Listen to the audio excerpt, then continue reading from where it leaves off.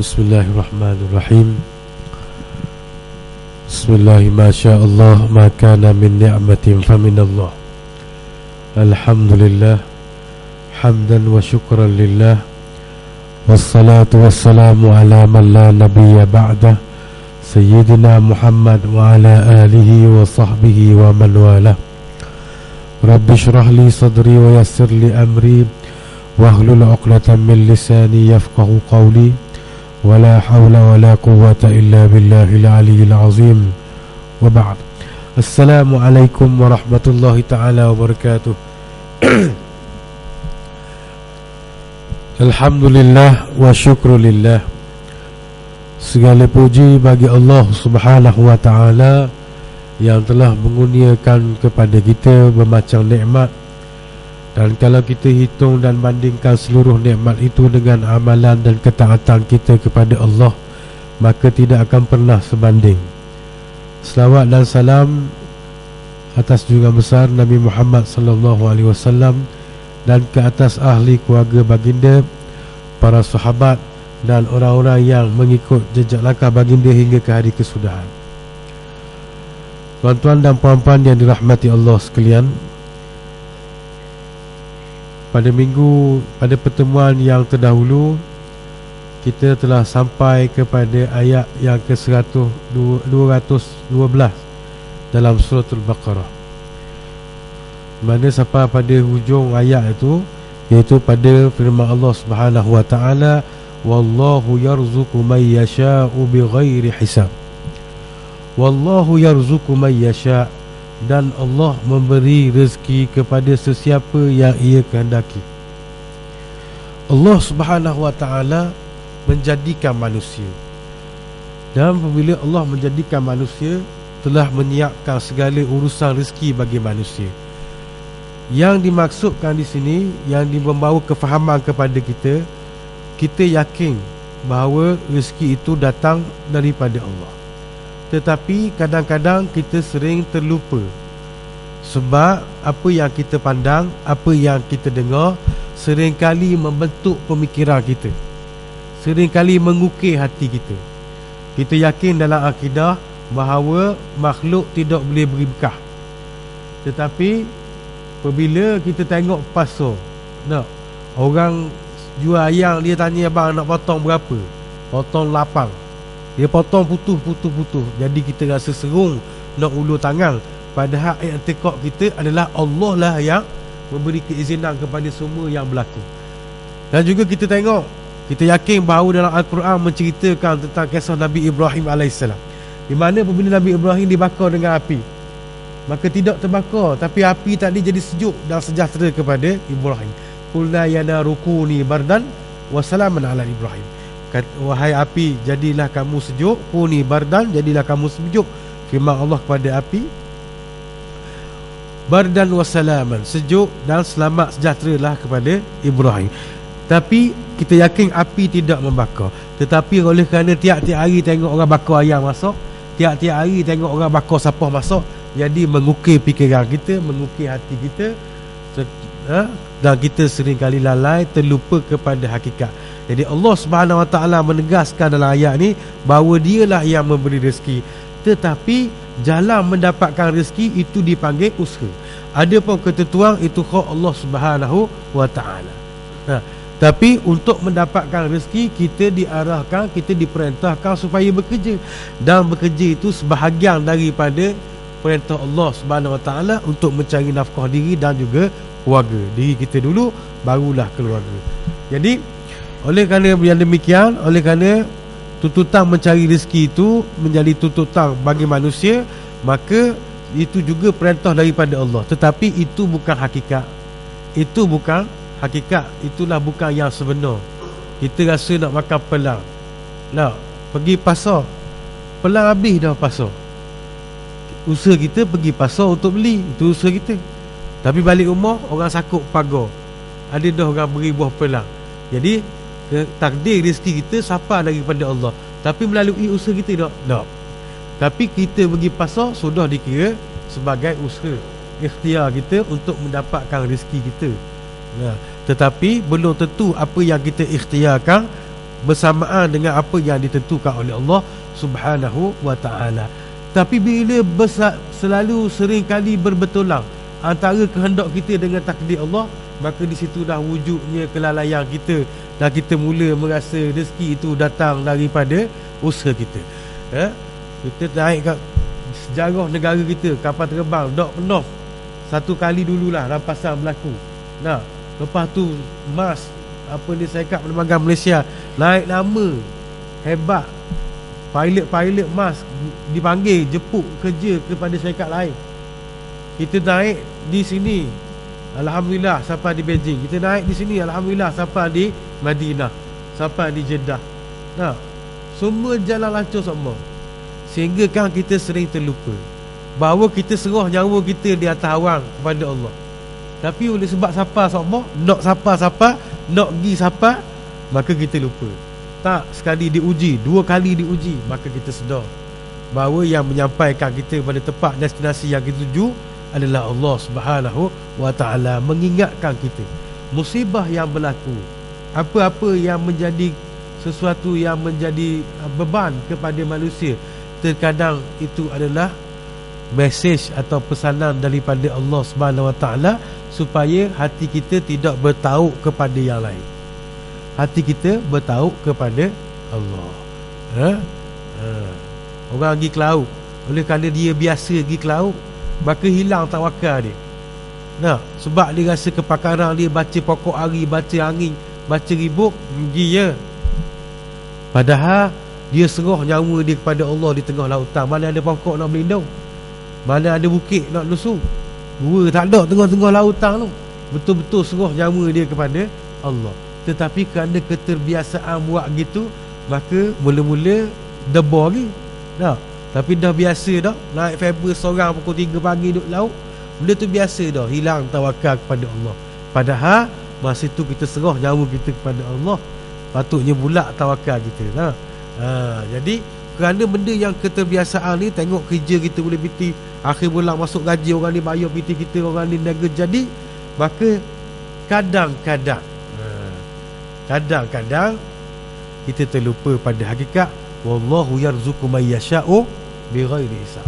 Allah lah yang memberi rezeki kepada sesiapa yang dikehendaki, bighairi hisab, pada jalan yang tidak disangka. Baik, bila kita diarahkan, kita diperintahkan supaya mencari rezeki, di sana ada perkiraan, pencaturan, perancangan kita. Perancangan kita itu dibahasakan dalam bahasa Arab hisab, perhitungan kita. Sulung dulu matematik ada, orang panggil ilmu hisab. Hisab, perkiraan. Jadi ada benda yang diperkirakan, yang dirancang, ada benda yang dihitungkan, ada yang menghitung kita, dan ada jalan perhitungan. Mana jalan perhitungan kita? Ni akal kita. Kita rasa buat gini jadi. Kita tulis atas kertas gini jadi. Tiba-tiba tak jadi. Kenapa? Kerana perhitungan kita mari ikut akal, tetapi Allah tidak beri sesuatu mengikut perhitungan kita. Wallahu yarzuqu may yasha'u bighairi hisab. Jadi berlaku dalam cerita Nabi Zakaria.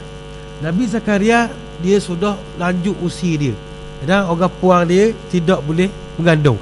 Wa mraati akhirah, dan isteri aku tidak boleh mengandung. Jadi Nabi Zakaria dia nak anak, tapi dia sedar sakok dua benda. Sebab apa? Sebab nak anak tadi sebab kepada kejadian anak. Yang pertama orang puan yang tidak manduk, yang kedua orang lelaki yang masih ada gagah, ada kelakian dia. Mana metal dia naik, metal dia jalan lagi, tekan minyak metal jalan gitu. Sebab jadi oleh kerana Nabi Zakaria ni dia sudah berumur, dan isteri dia pula tidak boleh mengandung, maka dia tak nampak gambaran, tidak nampak jalan bagaimana untuk boleh anak. Sedangkan Nabi Zakaria memang tidak ada anak. Kemudian lahir, pandai cerita lahirnya Maryam. Lahir Maryam, mak Maryam ni dia nazar dalam perut dia, inni nazartu laka ma fi batni muharrara. Masa ngandung tu mak dia nazar dah, nazar dalam perut nak beri kepada Allah. Maknanya anak ni akan letak di rumah ibadat untuk ibadat kepada Allah saja. Dia nazar dah. Tak bukan dalam perut dia nazar jadi fantasia juara lawak apa. Bukan gitu. Dia nazar ni nak boh di masjid dah. Tapi lahir-lahir puang. Tapi tak apalah, puang pun pergi juga. Inni wada'tuha unsa. Dia kata, ya Allah, ni aku lahir dan nak puang. Tak apa. Dia beri juga. Dia beri juga. Walaysa zakaru kal unsa. Tak sama anak lelaki dengan anak puang ni, ya Allah. Tapi tak apa. Beri juga. Duduk juga di makbad, duduk di masjid juga. Masa tu nak panggil masjid lah. Dia panggil rumah ibadat, makbad. Duduk di rumah ibadat tu, dikunci bilik dia, dijaga kehidupan dia oleh wakaffalaha Zakaria. Nabi Zakaria yang jaga Maryam tadi di dalam pening tak tepat ni, tapi nak bagi faham lah. Orang Terengganu panggil tapa lah, tempat pertapaan tu. Tapi bukan tapa ni, dia buat ibadat pada Allah, menekuni ibadah. Tempat tu dijaga, kunci. Nabi Zakaria jaga Maryam ni. Kullama dakhala Zakaria al-mihrab, kullama dakhala alaiha Zakaria al-mihrab. Apabila Nabi Zakaria pergi masuk dalam mihrab, tempat dia beribadah tadi, wajada indaha rizqa. Ya, Nabi Zakaria tengok ada rezeki. Setengah ulama kata buah-buah di luar musim. Lalu dalam kepala Nabi Zakaria, bila dia tanya, anna laki hadha, ambil mana ni wahai Maryam, mu ambil mana wahai Maryam? Berarti ada dua perkara. Yang pertama, perhitungan kita mesti ada orang atas. Tak betul, tak mungkin, pasal bilik tu terkunci. Yang kedua, Maryam keluar pergi cari makanan, juga tak betul, sebab Maryam menekuni ibadah. Makanan dibawa oleh Zakaria. Jadi dua-dua ni tak ada. Tapi Maryam tidak keluar ambil, dan tidak ada orang gatal kepada Maryam. Jadi dua perhitungan ni tak ada dalam kepala. Dua hisab, dua perkiraan tak ada dalam kepala. Tubik mulut, anda laki haza, mu ambil mana ni wahai Maryam? Maryam jawab, qalat huwa min indillah. Maryam kata, itu semua datang daripada Allah. Allahu yarzuqu may yasha. Allah memberi rezeki kepada sesiapa yang ia kehendaki, bighairi hisab, tanpa sangkaan, tanpa perhitungan, tanpa perkiraan. Lalu Nabi Zakaria tengok benda ni berlaku, yakin dia bahawa tidak ada asbab yang tertakluk kepada Allah. Bagi sisi Allah tidak ada hisab, tidak ada perhitungan. Kita tak tahu bagaimana Allah memberi rezeki siapa dia nak. Tidak ada gini-gini, tidak ada sebab, tidak berkaitan dengan sebab musabab buat begini. Di sisi Allah Subhanahu Wa Taala. Terus wa kadzalika da'a Zakaria rabbah. Qala rabbi habli min ladunka zurriyatan thayyibah. Terus Nabi Zakaria doa kepada Allah, wa kadzalika da'a Zakaria rabbah. Terus berdoa kepada Allah. Tengok hak pelik ni boleh jadi, Tuhan boleh buat ni. Sebab tak ada ni Tuhan boleh buat ni. Aku pun walaupun aku tua dak, apa aku dak lingkan dak, tapi tidak ada sebab. Tidak ada sebab yang boleh menguasai Allah Subhanahu Wa Taala, dan Allah buat sesuatu tidak tertakluk kepada asbab perhitungan manusia. Terus dia berdoa kepada Allah, Rabbi habli min ladunka zurriyatan thayyibah. Ya Allah, ya Tuhanku, wahai Tuhanku, kurniakanlah kepada aku zuriat yang baik. Allah pun beri kabar gembira kepada dia, inna nubashiruka bighulamin ismuhu Yahya. Kemudian kami beri berita baik kepada kamu wahai Zakaria, dengan seorang budak nama dia bighulamin ismuhu Yahya. Beranak orang puan je nak digandung, dia tua dah. Beranak, lahir daripada mak opang dia seorang anak lelaki nama Yahya. Itulah nak tunjuk bahawa rezeki datang daripada Allah. Tapi seringkali kita ini lala. Nabi Zakaria dia yakin rezeki daripada Allah, tapi bila tengok depan mata dia benda ni boleh jadi, terus dia berdoa kepada Allah. Allahu yarzuqu may yasha'u bighairi hisab. Itulah rahsia besar ayat 1000 dinar tu. Bukan suruh gatul dinding.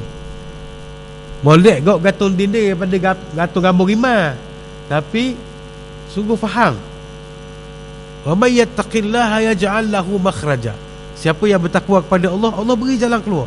wa yarzuqhu min haitsu la yahtasib. Dan Allah memberi rezeki kepada siapa yang dia kehendaki tadi, min haitsu, dari segi la yahtasib, dia tidak boleh diperkirakan, tidak boleh dihitung mari kok mana. Itu hak Allah Ta'ala.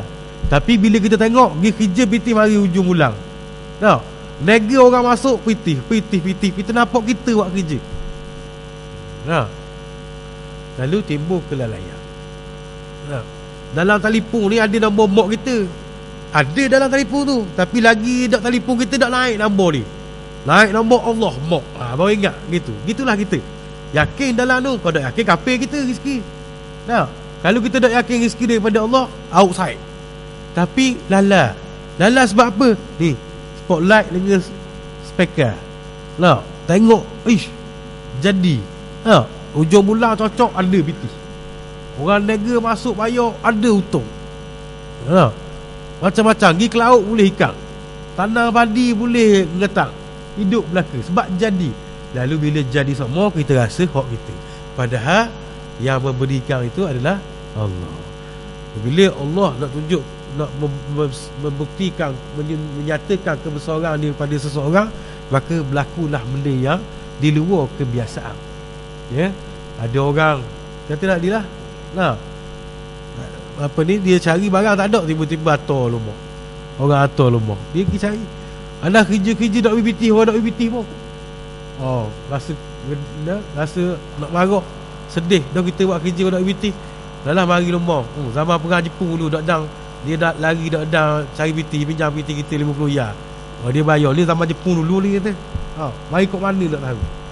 Macam-macam pergi mana, pergi tengok-tengok ada orang rebah pergi akak, ambil 1000 sekepar wik kita.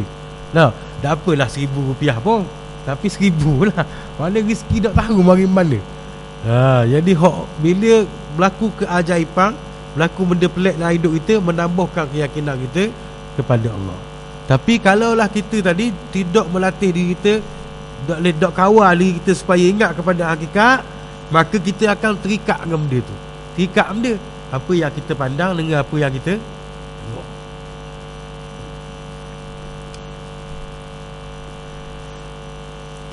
A'udzubillah minasyaitanir rajim. Kana an-nasu ummatan wahidah fab'asallahu an-nabiyyin. Pada mulanya manusia itu ialah umat yang satu, yakni menurut agama Allah yang satu. Tetapi setelah mereka berselisih, maka Allah mengutuskan para nabi sebagai pemberi khabar gembira. Kana an-nasu ummatan wahidah. Manusia itu umat yang satu. Asal manusia ni umat yang satu daripada Nabi Adam dan anak-anaknya. Ya. Kemudian Allah mengutuskan para nabi. Kana nasu ummatan wahidah fab'asallahu an-nabiyyin. Manusia itu dulu adalah umat yang satu. Kemudian Allah utuskan para nabi. Berarti kita kena tengok pada ayat yang lain. Ya.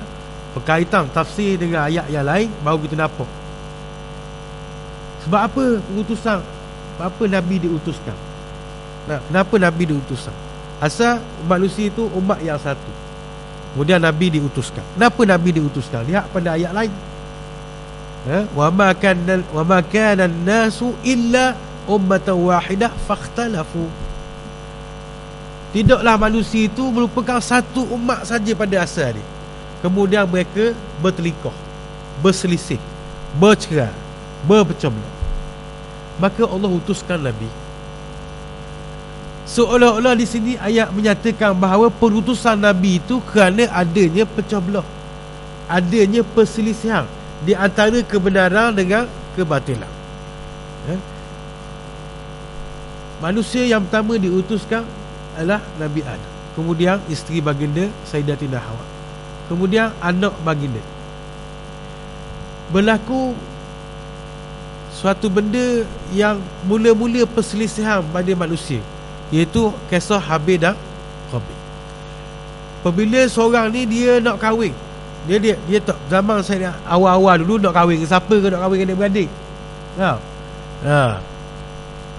Nak kahwin dengan siapa? Nak kahwin dengan Dah kan nak kahwin dengan dinosaur. Tak, masa tu kahwin sama adik-beradik. Tetapi adik-beradik dia dua terbuni. Terbuni berapa Berapa bahasa standard dia? Tak, benda tu lah. Kelotong dia tu. Kelotong orang sekampung kau. Kenapa orang panggil Saya pun nak ingat lah. Uri. Dia bagi nak ingat. Tak, Uri. Jadi dua dia harang kahwin dengan hak seterbuni dia, seperut. Itu dia keluar kembar laki puang. Dia kena silang kahwin. Ni kahwin dengan kembar tu, dia tak boleh kahwin dengan abang dia. Pasal dia seperut, seterbuni. Dia kembar. Kembar ni dah arti sama muka. Ada hak macam patostik, tapi hak lain ada. Lain. Kembar tapi lain. Lain terus muka. Ada laki puang pun ada kembar. Tubik laki puang seorang puang. Leli kalau zaman Nabi Adam je lah. Maka ni satu perut, satu kelahiran. Dia tak boleh kahwin dengan adik dia. Dia kena silang dengan hak lu. Jadi hak puang ni kena kahwin hak ni, laki ni kena kahwin dengan kembar hak lu. Tak boleh kahwin dengan kembar dia. Maka hak nu adalah rupa sikit, kemudian berlaku pertelikahan. Tak boleh kahwin dengan nak berapa comel sikit, nak ke Iklima tu comel sikit, tapi dia nak nikah dengan hak seberanak dengan dia, hak sekembar dengan dia. Dia tak boleh kahwin dengan silang dengan adik-beradik orang kembar lain. Maka berlakulah pertelikahan yang pertama dalam sejarah manusia, di mana Nabi Adam, Allah memberitahukan supaya mereka mengemukakan, mempersembahkan kepada Allah korban. Lalu seorang diterima dan seorang ditolak. Maka berlakulah pembunuhan yang pertama. Jadi apakah punca kepada perselisihan? Punca perselisihan adalah, yang pertama adalah kerana tamak. Kalau kita kira ada 4 orang manusia. 4 orang manusia. 4 orang anak Nabi Adam. Makanan banyak. Mungkin masa tu ikan keloh pun pakai ambil gitu, banyak doa. Masa orang mula-mula bukan kenyal, pakai kejar gitu ikan keloh. Ikan tomang pakai katok dengan kayu gitu je. Banyaknya makanan, banyaknya sumber. Tetapi kenapa berlaku tamak? Tamak berlaku kerana keupayaan untuk memiliki tadi benda tu menjadi sempit. Peluang menjadi sempit, manusia mula ada tamak. Sebab apa? Sebab ada 2 orang je orang puas masa tu. Walaupun banyak makanan, dia tambah. Waktu dia tak kira. Kalau dia makan kenyang cukup, tak nak balas orang. Tak ada masa tu bayar parking, tak ada lagi. Macam rotek tak ada lagi, ikan tek tak ada lagi. Bebas nak hidup. Tapi oleh kerana kehendak dia tadi berkahwin dengan adik kembar dia, maka benda tu jadi sempit, maka berlakulah perselisihan. Kerana tamak itulah berlakunya perselisihan antara manusia. Sifat tamak apabila menguasai manusia, dia mula kita nak hak bukan hak kita. Itu tamak. Kita nak benda yang lebih daripada keperluan kita. Jadi itulah yang menyebabkan manusia tadi bertelagak. Lalu apabila berlaku lama-lama, manusia mula lari daripada ajaran sebenar, berselisihan. Ada puak yang pegang pada ajaran sebenar, dan ada puak sudah lari daripada ajaran sebenar. Maka Allah mengutuskan para nabi untuk balik semula, kepada ajaran Allah Subhanahu wa ta'ala. Itulah sebabnya perutusan para nabi. Kerana sifat manusia ni dia memang lalat. Galik. Mari pula nabi betul pula, mari pula. Lama betul pula. Seorang nabi-nabi tu bukan dekat jarak dia, melainkan adalah beberapa nabi macam Harun dengan Musa memang sezaman.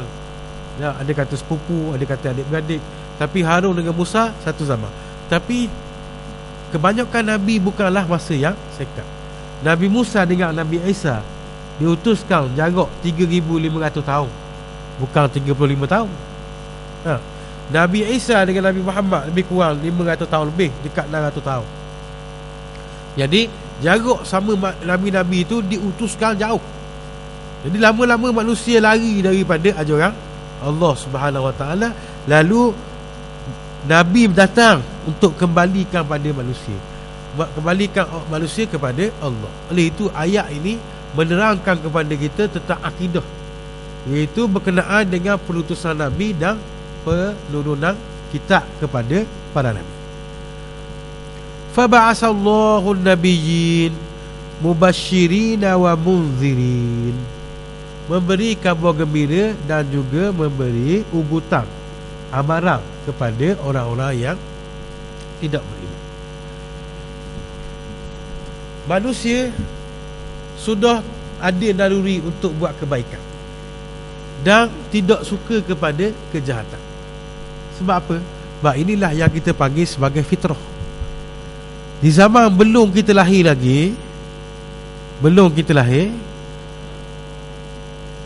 kita di alam roh sudah mengakui ketuhanan Allah. Bila Allah bertanya kepada kita, alastu bi rabbikum, tidakkah aku ini Tuhanmu? Kita kata, qalu bala syahidna, ya, bahkan kami bersaksi. Jadi segala benda yang lari daripada kehendak Allah Ta'ala, perintah Allah Ta'ala, hati kita rasa tak sedap. Sebab kita telah mengakui ketuhanan Allah.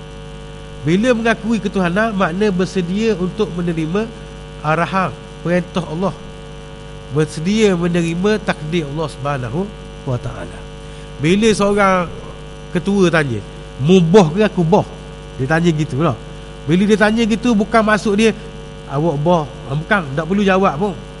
Jawabnya, bila orang tadi dia tak sedar dah, dia buat kerja tu dah ikut arahan ketua dia, lalu bos dia tanya, mubah ke aku boh, maknanya tak perlu jawab, tahu dah. Jadi gitu juga kita bila sebut Allah, Tuhan kata, bukankah aku ini Tuhanmu? Ya, bahkan kami bersaksi. Bukan ngaku saja, yakni bersedia, kesediaan kita untuk menerima perintah daripada Allah Subhanahu Wa Taala. Kita telah berjanji. Tapi bila kita dilahirkan di bumi ini, janji itu kita lupa dari segi gambaran. Tetapi benda-benda yang berlaku perjanjian tadi ada tersimpan dalam diri kita sebagai fitrah. Orang ahli psikologi, dia fikir, pergi ke mana memori kita daripada lahir sampai ke kita start ingat. Contoh, kita start ingat umur 4 tahun sebelum tadika, kita ingat benda berlaku. Umur 4 tahun baru ingat. Jadi memori daripada lahir sampai ke 3 tahun gimana? Adakah dia hilang? Tak. Manusia ni, hak luar ni, hak sarang ni kecil je, tapi manusia dalam tu besar. Sebab tu dia panggil insan kabir, insanul kabir, pada insan di dalam insanus saghir. Insan saghir ni insan kecil ni, sarang ni, jasad kita. Tapi dalam tu insan besar, insan kabir dia panggil. Orang besar duduk dalam, muaklah ilmu benda pun masuk belaka. Komputer hok ganas sekali pun baru berapa persen otak manusia. Tu baru otak, bukan hati lagi.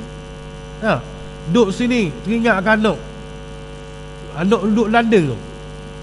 Kita duduk dalam masjid, teringat, Allah, kalau ada dia ni boleh ajak dia pergi mari sujud.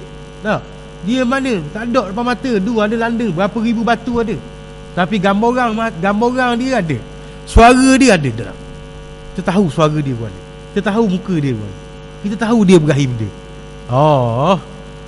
Ali yang ada London tu, kalau balik lagi pulut lepas 10 ya padang dia seorang je. Dia molek dengan daun-daun pisang je bahang. Mana kita ingat kita ingat ke dia. Jadi tak ada dah depan mata, tak ada dah di telinga, tapi suara dia terngiang-ngiang, gambar dia ada dalam hati kita. Jadi tidak ada sepadan.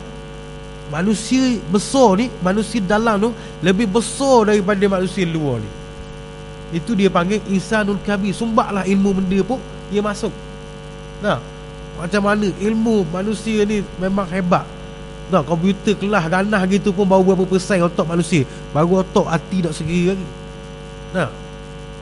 Jadi memori kita daripada 0 hingga 3 ataupun 0 hingga 1 tu, ataupun 0 hingga 4 ke, masa kecil tu memori kita tersimpan.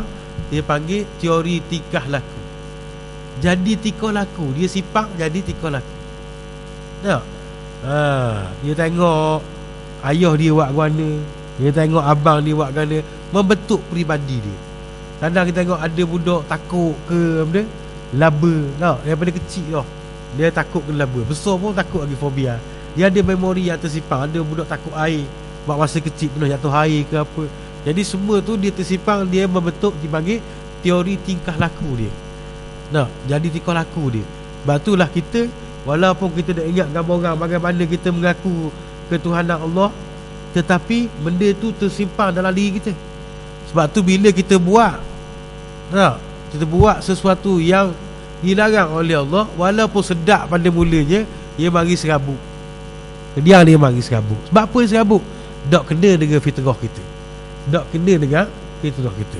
Jadi pada mulanya Nabi Adam diutuskan, semua tu mengikut perintah Allah, mengikut fitrah yang dia telah ditentukan oleh Allah Subhanahu wa ta'ala. Kemudian apabila berkembangnya manusia, mula berlaku perselisihan.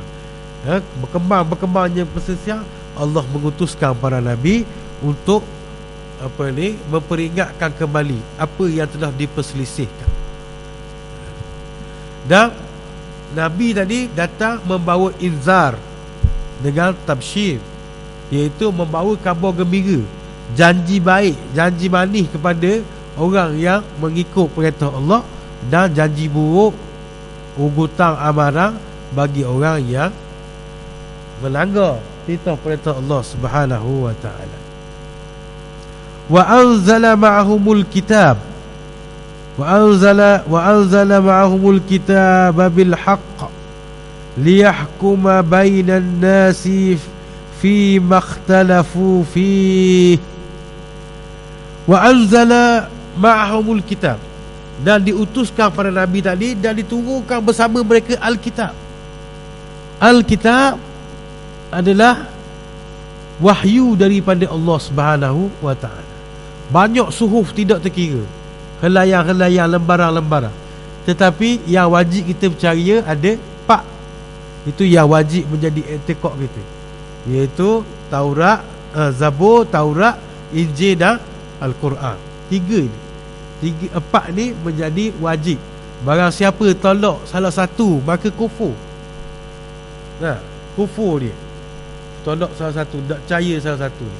Tapi Suhufi Ibrahim, Suhufi Musa, adanya lembaran-lembaran yang diturunkan kepada Ibrahim, kepada Musa, maka itu tidak termasuk dalam 4 ni.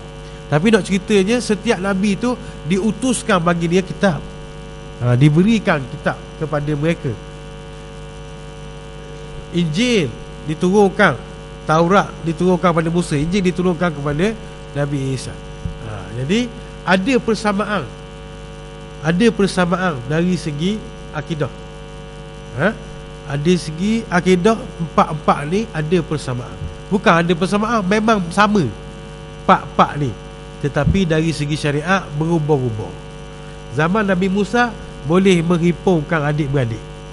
Kita kahwin 2 orang adik-beradik lalu, ambil kakak, ambil adik, kahwin jadi bini kita. Zaman syariat Nabi Musa boleh. Syariat Muhammad tidak boleh menghimpunkan 2 beradik. Ni orang duk panggil edah orang lelaki ni. Orang tua-tua, dia nak suruh lerah ingat, dia panggil edah orang lelaki. Dalam kitab tak betul panggil edah lelaki, sebab orang lelaki tak ada edah. Maksud edah tu ialah iddah, bahasa Arab tarabbusun nisa, iaitu orang puang dia tahan diri dia daripada kahwin. Dulu. Tu masuk iddah. Tapi edah orang lelaki, orang kata ada tak orang lelaki ada edah tak? Ada dari segi maknawi. Benarnya tak ada, tapi ada dari segi maknawi, sebab mudah ingat. Apa benda orang lelaki kena tunggu? Orang lelaki dia nikah 4. Lagi tengok 4 berok, lagi pasal malam jumpa pula awet baru, nak nikah 5. Dia kena cerah seorang. Bila dia cerah seorang ni, kena nanti edah ni baru boleh nikah dengan jumpa pasal minggu ni. Tiap-tiap hari kami pergi makan Yom Taufu semua. Waktu kawak Yom Taufu tu cerah molek muka. Jadi dia pun nak nikah dengan jual Yom Taufu tu, dia kena cerah seorang dulu ni. Nanti habis edah baru boleh kahwin. Bukan je cerah hari ni, kahwin esok tak boleh. Kena 3 kali suci hak ni dulu, baru boleh nikah hak ni. Tu dia panggil edah orang lelaki. Sebab apa? Sebab ni dalam edah ni boleh rujuk bila-bila masa je. Baru cerah, malam esok Allah tengok bakal seksi, nak mari main haid meta, kara mari, kita rujuk boleh rujuk lagi. Jadi kena tunggu habis edah lu 3 kali suci, baru dia boleh kahwin dengan token yang taufu. Nak suruh, bukan nak cerita yang taufu, nak suruh dengan faham. Kena beri contoh. Jadi tu dipanggil edah lelaki. Sebenarnya bukan edah pun. Orang lelaki kena tunggu dulu apa dia habis edah, baru boleh kahwin balik. Kalau dia tak mau tunggu, dia cerah 3, tak ada edah, dia boleh kahwin lalu. Cerah pukul 3 petang, pukul 4 boleh akad nikah dah. Tapi kalau dia cerah biasa, kena habis edah. Habis edah dulu dia cerah ni, baru dia boleh hipung, baru boleh nikah dengan token tu. Sebab apa? Sebab dia ada pak dah, penuh kota dia. Itu yang pertama. Yang kedua, dia nikah dengan seseorang. Dia kenalkan adik ipar dia. Asal dia mari je, adik ipar dia bakal kembang. Asal balik motor tua dia, adik ipar dia bakal kembang. Lah kali mari kenalkan adik ipar. Contoh ni nak faham. Minta maaf ni bukan cerita bukan cerita benar cerita barang-barang ni, tapi nak suruh faham. Allah. Asal dia mari je, adik dia kembang, adik ipar dia kembang tu. Dia pun mari naik metal tengok adik ipar dia. Dia lepas bini dia nikah dengan adik ipar dia. Dia nak nikah, dia pun kena gitu juga. Kena habis 3 kali suci, tunggu edah bini dia tu, baru dia boleh kacik adik ipar dia nikah. Gitu. Kalau tak boleh. Lagi dah habis, tak boleh. Sebab dalam edah tak boleh ambil lagi adik dia. Dia dalam edah lagi, boleh ambil lagi adik dia. Itu syariat Nabi Muhammad. Tapi syariat Nabi Musa boleh menghipungkan 2 beradik. Cakap bab nikah, cerah mata lalu. Tengah senggup pun bangun diri lah. Tengok adik ipar makan kembang, sebut adik ipar makan kembang, cerah lalu mata. Selenggang. Jadi itu dah yang terkandung dalam Alkitab. Sebab manusia balah ni berselisih balik, maka Nabi turun dengan bawa kitab untuk selesaikan liyahkum bainan nas, untuk supaya menghukum di kalangan manusia hak balah tadi, hak mana betul mana salah. Ni kitab Quran kata gini, Zabur kata gini, Injil kata gini. Mu mari tengok. Ni apa yang betul dalam kitab tadi, itulah yang dihukum kepada manusia. Yang lari daripada Alkitab, maka itu sudah tergelicir daripada jalan yang benar.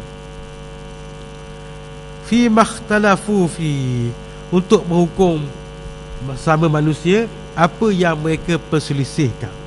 Jadi manusia memang sering kali berselisih. Lalu banyaknya Nabi diutuskan kepada manusia, dan utusan yang terakhir adalah utusan Nabi Muhammad sallallahu alaihi wasallam. Itulah syariat yang terakhir, Nabi yang terakhir, dan kitab yang terakhir diturunkan oleh Allah adalah Al-Quran. Jadi kitab lain tidak dijanji oleh Allah keaslian, tetapi Al-Quran dijanjikan keaslian. Inna nahnu nazzalna zikra wa inna lahu lahafizun. Sesungguhnya kamilah yang menurunkan Al-Quran, dan kamilah yang akan menjaganya. Kitab lain Zabur diseleweng. Kalau itu Yahudi ada kitab baru, nama Talmud. Bukan barulah, lama dah, sebelum Islam lagi. Tapi ada kitab lain nama Talmud, padahal diturunkan kepada orang Yahudi pada Nabi Musa, kitab Taurat.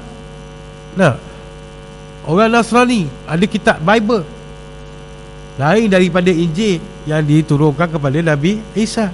Walaupun diterjemah Melayu sebagai Injil, tapi tak tepat. Sebab yang dikarang itu bukan daripada Nabi Isa. Yang ada sekarang ni dikarang oleh Saint Paulus. Saint Paulus ni seorang pemikir Yahudi. Dia kata dapat ilham untuk tulis Bible. Lalu apa yang mereka pakai hari ni, Pak tu, Lukas, Yohanes, Matthews, dengan apa lagi, Mark, Pak kita pakai hari ni, itu bukan Injil, itu Bible. Jadi Bible ini bersalah melain dengan Injil. Sebab itu banyak benda yang gelecoh daripada Al-Quran. Kalaulah Injil asal, mesti sama dengan Al-Quran. Banyak benda disebut dalam Injil. Yang Bible hari ni, yang disembelih Ishak bukan Ismail, beza. Kapal Nabi Nuh sekarang berhenti di Banjaran Ararat di Turki. Dalam Quran sebut judi, banjaran di depan Ararat juga di Turki. Beza banyak. Kalaulah Injil itu masih asli, maka tidak ada bersalahan kisah dan akidah di dalam Bible tu dengan Al-Quran. Sebab Al-Quran merupakan kesudahan kepada sekalian Alkitab, dan Allah menjanjikan keaslian pada Al-Quran tadi. Walaupun banyak orang reka suruh Muslimun, lalu orang Islam akan sedar. Orang Islam yang ada yang menjaga Al-Quran tadi, dia akan sedar bahawa benda-benda ni bukan asli daripada Al-Quran.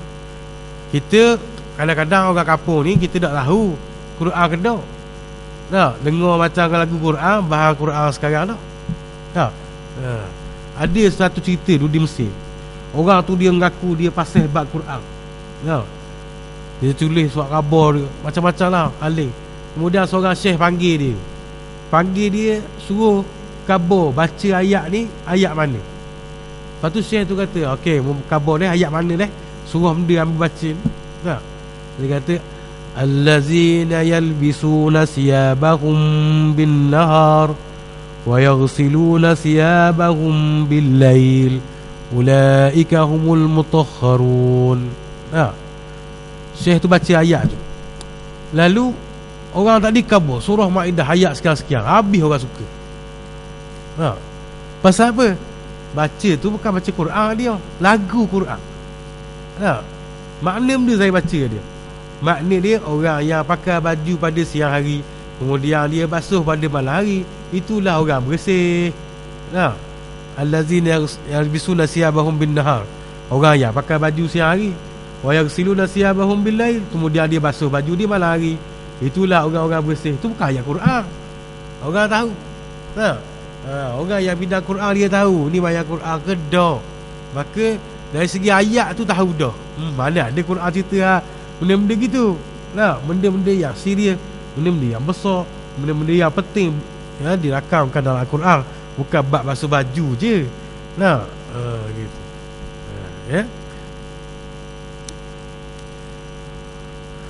Wa makhtalafa fihi illa alladhina utuhu min ba'di ma ja'atuhumul bayyinati baghyan bainahum.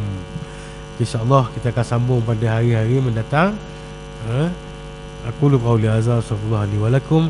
Wassalamualaikum warahmatullahi taala wabarakatuh.